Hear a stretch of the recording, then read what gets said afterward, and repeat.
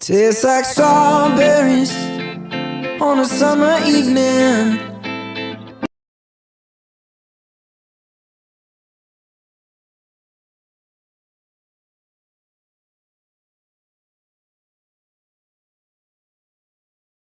Quer subir de elo no LoLzinho? Então que tal aulas exclusivas com os maiores segredos do jogo, conhecidos apenas por coaches e profissionais? Com as aulas da Prota Games você evolui 7 vezes mais rápido e com muito menos estresse. Acesse agora a Prota Games.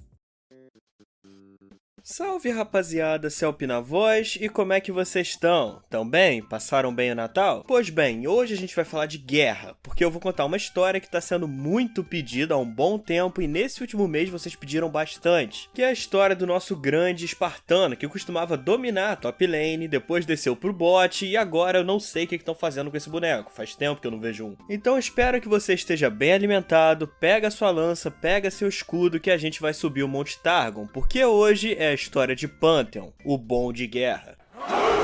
E assim, eu sei que o que vocês querem ver é a história desse Ultra Shed que tá no game, só que eu vou contar um bagulho pra vocês. Esse cara aqui não é o Pantheon. Como assim não é o Pantheon? Tá escrito Pantheon no nome, ó burro. Sim, mas ele não é o Pantheon. Eu vou explicar, se liga. Pantheon é o nome do aspecto da guerra de Targon. Esse cara que tu tá jogando aí em Summoner's Rift é o guerreiro Atreus, que foi um dos muitos hospedeiros do deus da guerra Pantheon. Porque o Pantheon, como eu disse, é o nome do aspecto da guerra. E os aspectos mesmos, são seres celestiais que vivem além dos reinos de Runeterra. E eles não costumam mexer muito diretamente aqui embaixo. Sempre que eles precisam resolver alguma coisa em Runeterra, eles escolhem um mortal específico, emprestam seu poder pra esse mortal, e aí o mortal resolve seja lá o que o aspecto quer resolver aqui embaixo. E tem também a antiga lenda, que diz que se você subir no topo do Monte Targon e algum aspecto for com a tua cara, você se torna a encarnação daquele aspecto. E no caso, o Pantheon, o aspecto da guerra, ele já teve várias encarnações aqui no mundo mortal. Uma dessas encarnações é uma mulher, que aparece no conto Alvorecer e Gêmeos, um conto do Aurelion Sol, narrado em primeira pessoa. Essa encarnação acaba sendo morta pelo Aurelion Sol durante esse conto mesmo. Pantheon também desceu em Runeterra durante a Guerra Darkin. Ele não gosta muito da baguncinha que os Darkin estavam fazendo aqui embaixo, então ele reuniu vários seguidores para lutar contra os semideuses. Assim, trabalhando junto com os mortais e com o aspecto do crepúsculo, eles conseguiram acabar com a guerra. O avatar mais recente do grande Pantheon foi justamente o guerreiro Atreus. Atreus nasceu entre os Hakor, os habitantes tribais de Targon, e o seu nome foi dado em homenagem a uma estrela da constelação da guerra, no caso, a constelação de Pantheon. E desde que ele era pequeno, ele sempre teve um espírito guerreiro, e ele sentia que o lugar dele era na batalha. Assim como muitos em sua tribo, Atreus treinou duro para se juntar aos Hahoraki, a ordem militar dos Hakor. Só que por mais que o Atreus treinasse muito, ainda tinha um detalhezinho aí. O Atreus era um fudido. Diferente de filmes onde o protagonista começa a treinar e se destaca nos treinamentos, então, não aconteceu com o Atreus. O Atreus, ele não era o mais forte, ele não era o mais habilidoso, e ele também não era bom de guerra. Na verdade, ele perdia a maior parte das batalhas que ele entrava. Porém, contudo, entretanto, por mais que em combate, fisicamente, o Atreus não fosse lá essas coisas, o seu espírito era de aço. Não importava o quanto ele apanhasse, não importava o quão ferido ele estava. Batalha após batalha, Atreus sempre se reerguia. Os oponentes podiam quebrar seu corpo, mas nunca o seu espírito. Não interessa se ele estava com um machado enfiado no bucho, com 5 flechas cravadas nas costas, com uma perna quebrada e com um chimpanzé mijando em cima dele. Atreus ainda levantava. Seu espírito era tão forte, sua força de vontade era tamanha que parecia que o homem simplesmente se recusava a morrer. Foi essa força de vontade que acabou chamando a atenção de um colega de Atreus entre os Hakor, o Pilas. Com o tempo nasceu uma rivalidade entre os dois, mas era uma rivalidade saudável. O Pilas, ele ficou impressionado com a resiliência de Atreus, e em meio a tanto sangue que os dois derramavam na arena de treinamento, uma forte amizade acabou sendo criada entre eles. Certo dia, os dois foram enviados juntos para uma patrulha junto com outros Hakor. Porém, essa patrulha que os dois estavam acabou sendo emboscada por guerreiros bárbaros, que matou todo mundo com exceção dos dois guerreiros. Depois de quase morrer nessa emboscada, os dois foram até o aspecto do Sol e pediram para que a entidade destruísse os invasores. O aspecto, por sua vez, se recusou a destruir os invasores. Assim, Atreus e Pilas olharam para ele e falaram: "Ah, não vai destruir não? Já é então." Assim, para defender sua terra natal, os dois juraram capturar o poder dos próprios aspectos, subindo até o topo do Monte Targon. E subir no topo do Monte Targon é muito mais difícil do que parece. E apesar dos dois terem subestimado o quão difícil seria a subida, eles conseguiram chegar no topo. Quer dizer, o Atreus Atreus conseguiu chegar no topo, porque o Pilas ele morreu no momento em que ele pisou no cume. Atreus, por outro lado, conseguiu chegar no cume vivo, graças ao seu espírito de ferro. E quando os céus se abriram diante do homem, foi quando o aspecto da Guerra Pantheon então se revelou. Porém, contudo, entretanto, o que aconteceu aqui com Atreus foi diferente do usual. O que acontece normalmente é que quando um mortal consegue chegar no topo do Monte Targon, o aspecto abençoa ele com poder divino e ele passa a ser uma representação daquele valor no mundo mortal. Só que aí que tá, o escolhido do aspecto não perde a consciência, ele continua sendo ele mesmo. Só que aí que tá, não foi isso que rolou com Atreus, porque Pantheon, o grandioso aspecto da guerra, julgou o homem como indigno, já que ele era um guerreiro que conhecia apenas a derrota. Assim, o aspecto da guerra tomou o controle completo do corpo do homem e saiu por aí fazendo o que ele queria. O aspecto tinha escutado uns boatos aí de que tinha um Darkin libertado que estava caminhando pela terra, rasgando todo mundo que encontrava. Enquanto Pantheon usava o corpo de Atreus para caçar os Darkin, o Atreus, em algum lugar ali da mente, ele ainda conseguia ver algumas coisas. Não demorou muito para que Pantheon acabasse topando com o Atrox, que adivinha só, não estava nem um pouco feliz com ele. O Atrox agora buscava chegar no pico da montanha. Depois de passar séculos sendo aprisionado e atormentado numa espada, o Darkin buscava causar uma batalha apocalíptica que varreria até mesmo os limites da criação. E ao encontrar o aspecto da guerra novamente caminhando entre os mortais, Atrox então gritou as 3 palavrinhas mágicas: Vem,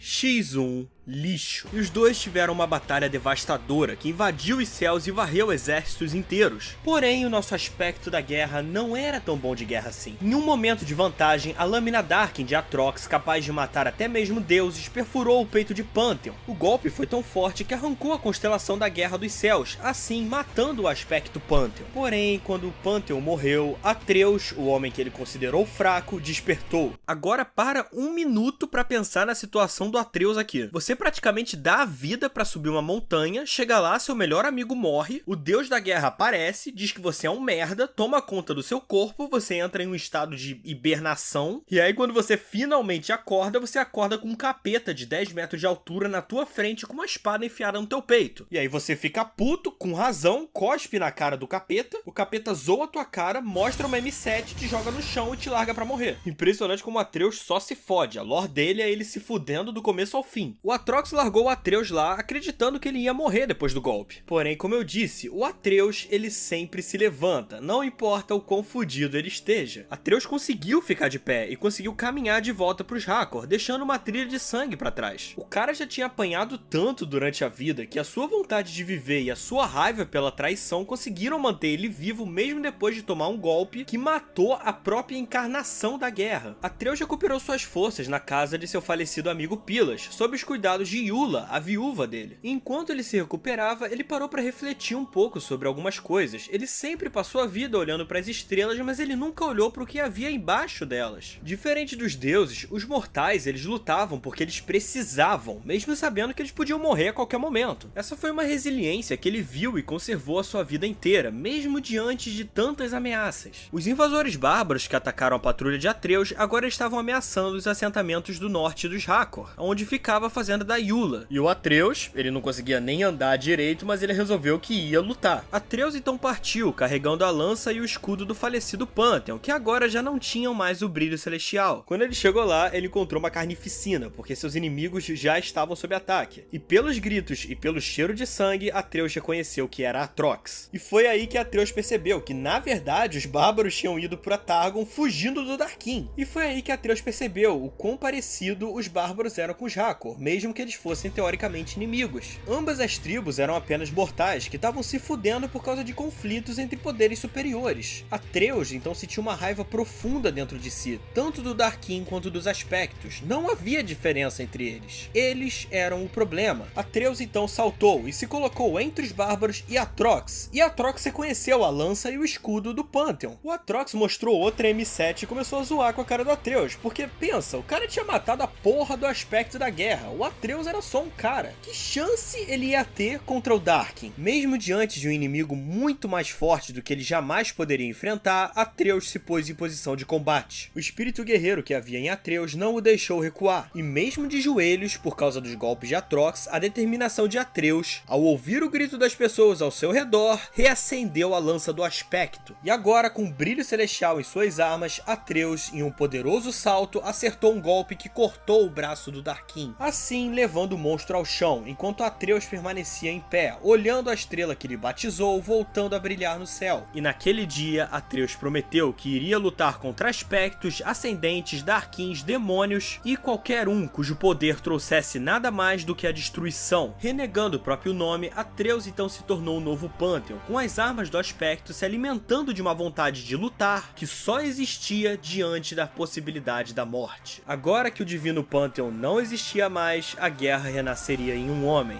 e esse homem era Atreus. E essa é a história do nosso espartano da Riot. Se você gostou, deixa um like no vídeo para fortalecer, se inscreve no canal se não for inscrito e até a próxima. Fui!